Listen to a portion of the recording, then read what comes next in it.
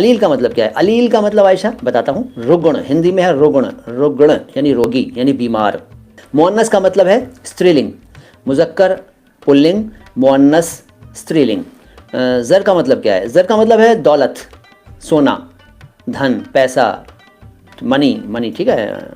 Sir मनफी का मतलब है नकारात्मक, नेगेटिव, मनफी। और मुस्बत का मतलब है पॉजिटिव। मुस्बत सकारात्मक यानी पॉजिटिव, और मनफी नकारात्मक यानी कि नेगेटिव। मतला क्या होता है? मतला किसी गज़ल के पहले शेर को कहते हैं, मतला। ताबनाक का मतलब बहुत रोशन, बहुत ही रोशनी भरा, चमचमाता, चमकता हुआ, दमकता हुआ।